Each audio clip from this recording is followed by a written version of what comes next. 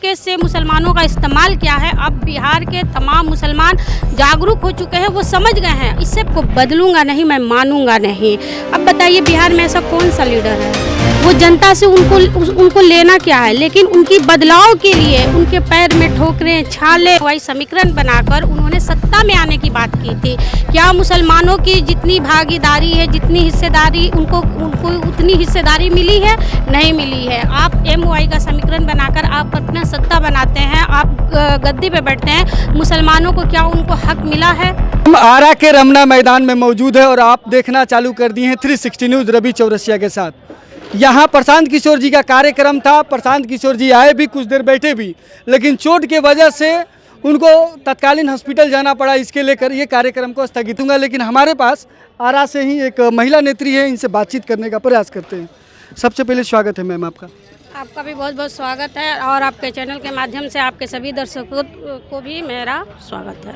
क्या आपका शुभ नाम पड़ेगा? जी, मेरा नाम सलमा बेगम हुआ, मैं प्रॉपर आरा की रहने वाली हूँ। आरा नगर निगम वार्ड नंबर 25 की लगातार 5 बार की विनर कैंडिडेट हूँ। अच्छा, अभी भी फिलहाल है? जी जी। तो अभी जन सुराज में आप भावी उम्मीदवार है या किसी पद पे? नहीं, मैं उम्मीदवार तो नहीं हूँ, लेकिन मैं प्रदेश महिला महासचिव और चुनाव अभियान समिति की सदस्य भी हूँ। जन सुराज में जुड़ने का मेरा एक ही मोटो है, क्योंकि ये जो जन सुराज पार्टी आई है ना, इसकी जो विचारधारा है, इससे पहले और भी पार्टियाँ आई थी, वो सत्ता परिवर्तन की बात करती थी, लेकिन ये जो पार्टी आई है ये व्यवस्था परिवर्तन की बात करती है। ये बिहार की बात करती है, बिहार के वासियों की बात करती है, पलायन पे बात करती है, शिक्षा पे बात करती है, रोजगार पे बात करती है। और इन्होंने जो मुद्दा उठाया है, ये बिहार में रियल बात है कि मेरा जो उम्र है और मेरे को जितना अनुभव है, मैं उस समय से लगातार देखते आ रही हूँ कि महज 10 से 15 हज़ार रुपया लोग कमाने के लिए अपने गांव से, अपने शहर से गुजरात, बॉम्बे, दिल्ली जाते हैं, और यदि किसी कारणवश उनके घर में किसी भी प्रकार का दुर्घटना हो जाता है तो वो उस दुर्घटना में भी सम्मिलित नहीं रहते हैं। ये हमारे लिए, बिहार वासियों के लिए बहुत दुर्भाग्य की बात है।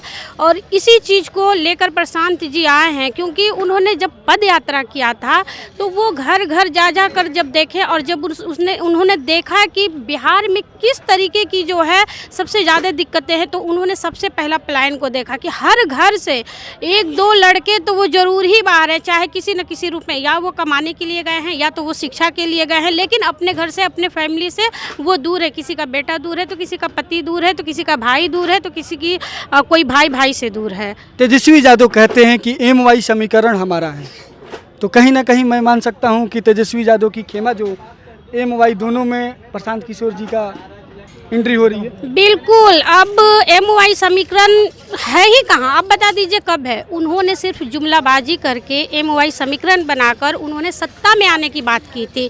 क्या मुसलमानों की जितनी भागीदारी है, जितनी हिस्सेदारी उनको उतनी हिस्सेदारी मिली है?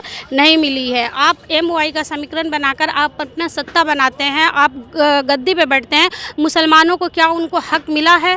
नहीं मिला है, अभी तक नहीं मिला है। और उन्होंने मतलब इतनी बुरी तरीके से मुसलमानों का इस्तेमाल किया है, अब बिहार के तमाम मुसलमान जागरूक हो चुके हैं, वो समझ गए हैं। इससे पहले उनके पास कोई विकल्प मैम आप करें जागरूक हो गए।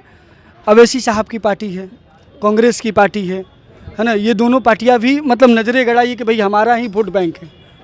देखिए, वोट बैंक कहने से कोई वोट बैंक हो नहीं जाता है। असल मुद्दा क्या है ना, आप जनता की चीज़ों को समझिए, क्योंकि इससे पहले कांग्रेस अगर कहती थी, RJD कहती थी, बहुत पहले आप जाइएगा तो कांग्रेस का महागठबंधन नहीं था, बिहार में MOI का समीकरण था, इस चीज़ को मैं मानती हूँ, लेकिन हमारे पास कोई विकल्प नहीं था। आज जो जन सुराज पार्टी है हमारे सामने एक विकल्प के तौर पर हमारे सामने आकर खड़ी है, और बिहार के जो लोग हैं वो अच्छी तरह से समझ रहे हैं कि अब तक इन्होंने बताइए कि हमें क्या दिया, इन्होंने क्या दिया है हमें। ये परिवारवाद वाली राजनीति करते हैं।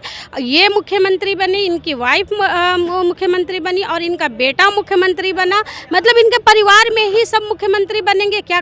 यादव परिवार में कोई यादव ऐसा नहीं है जो मुख्यमंत्री बने।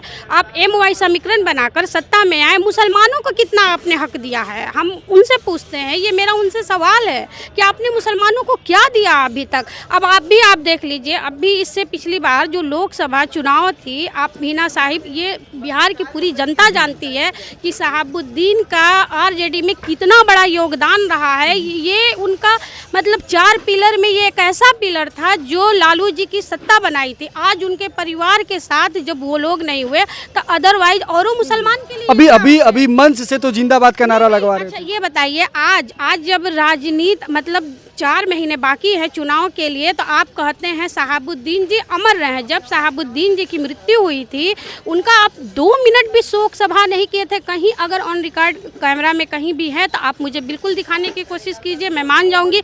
यहाँ तक कि वो बिहार के लाल थे, उनकी जो जनाजा थी वो बिहार में नहीं आई थी। अभी इनका एक राजनीति है जो शहाबुद्दीन अमर कह रहे हैं और मुसलमान अच्छी तरह से इनको समझ रही है। अब इनके झांसे में नहीं आने वाली है, वो समझ रही है। एक बात बताइए, जन सुराज को राजद की वोट कटवा पार्टी कहेंगे या बीजेपी के? ये हम नहीं, ये आम लोगों के बीच में चर्चा है। जी, ये जन सुराज एक ऐसी पार्टी है, इसे जो वोट कटवा लोग कह रहा है ना, ये दोनों का वोट काटेगा और जन सुराज पार्टी की सरकार बनेगी। आप कुल कितनी सीटें आपकी उम्मीद से पूरे बिहार में? पूरे 243 पे हम लोग इंशाल्लाह 243 पे अपनी जीत जो है हासिल करेंगे और पूरा यकीन है कि हम लोग अपनी सरकार बनाएंगे। प्रशांत जी का कहना है या तो अर्श पे या फर्श पे, अगर हमारी 100 सीटें भी आती हैं तो हम इसको अपनी हार समझेंगे। अच्छा, मतलब कम सीटें भी सरकार बनाने से आगे? जादुई आंकड़ा 122 का जो है बिल्कुल इससे एभव जाएगा, आप यकीन रखिए। और लोग देखिए जागरूक हैं। प्रशांत जी एक ऐसा लहर है, एक ऐसा बिहार को वो लाल है। मैंने अपनी ज़िंदगी में ऐसे लीडर को नहीं देखा है। जब मैं उसे देखती हूँ कि खुद का उसका अपना परिवार होते हुए ना वो अपने परिवार में रहते हैं ना अपने घर में रहते, वो जनता के लिए निकल पड़े हैं और जनता के लिए जो संकल्प लिए हैं कि जब तक मैं बिहार को बदलूंगा नहीं, मैं मानूंगा नहीं। अब बताइए बिहार में ऐसा कौन सा लीडर है? वो जनता से उनको लेना क्या है, लेकिन उनकी बदलाव के लिए उनके पैर में ठोकरें छाले कई दिन। मैडम आज क्या हुआ था? हम लोग नीचे थे, अचानक कार्यक्रम स्थगित हुआ, हाँ, तो विस्तृत रूप से थोड़ा बताइए क्या हुआ था? वो जब आ रहे थे, जब उनकी गाड़ी की गेट खुली और एक बाइक वाला जा रहा था तो उसके चक्कर में, उसको बचाने के चक्कर पे वो गेट पे लटका और उनके छाती में बहुत ज़ोर से चोट आई है, जिसकी वजह से यहाँ पर वो सभा को संबोधित नहीं कर पाए हैं। इसके लिए हाँ हम लोगों को थोड़ा अफसोस भी है, लेकिन कोई भी घटना तो बोल कर नहीं आती है, घटना दुर्घटना तो कभी भी हो सकती है। इसकी वजह से स्थगित किया गया। जी। काफ़ी संख्या में लोग आए थे। एक ऐसा भी विजुअल आएगा जहां कुर्सियां खाली दिखाया जाएगा, हो सकता है कि शुरुआत का हो या लास्ट को, क्योंकि और भी मीडिया का अलग अलग दिखाने का तरीका है। जैसे अभी मैडम कह रही थी कि हमारी जो जीत है लगभग सभी सीटों पर, यानी कि जादुई आंकड़ा जो बिहार में है उस पर हम लोग अग्रसर हैं। आपकी मतलब राय कमेंट बॉक्स में जाकर जरूर दीजिएगा कि कितनी जन सुराज की सीटें आएगी।